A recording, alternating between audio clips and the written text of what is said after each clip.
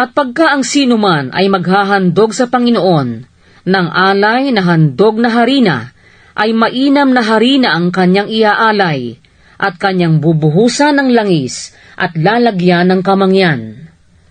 At dadalhin niya sa mga saserdote na mga anak ni Aaron, at siya'y kukuha ng isang dakot na mainam na harina at ng langis, 10 ng buong kamangyan niyaon, at susunugin ng saserdote sa ibabaw ng dambana na pinakaalaala na isang handog nga na pinaraan sa apoy at pinakamasarap na amoy sa Panginoon.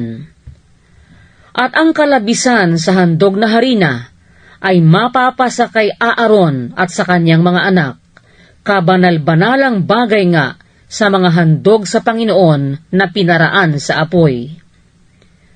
At pagka ikaw ay maghahandog ng alay na handog na harina na luto sa hurno, ay mga munting tinapay na walang lebadura ang iaalay mo, na mainam na harina, na hinaluan ng langis, o mga manipis na tinapay na walang lebadura, na hinaluan ng langis.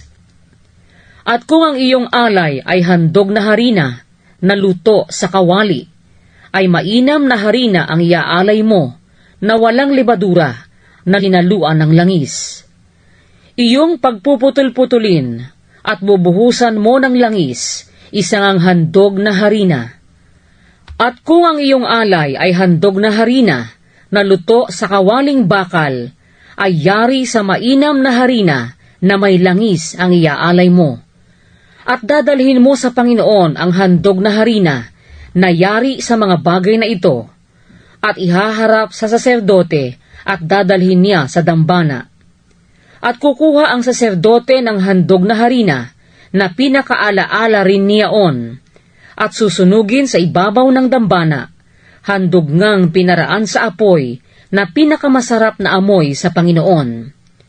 At ang kalabisan sa handog na harina ay mapapasa kay Aaron at sa kanyang mga anak, kabanal-banalang bagay nga sa mga handog sa Panginoon na pinaraan sa apoy.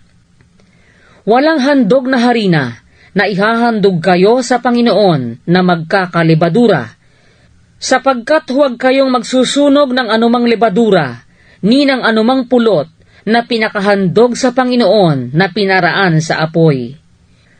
Bilang pinakaalay na mga pangunang bunga, ihahandog ninyo sa Panginoon, ngunit hindi sasampa sa dambana na parang masarap na amoy.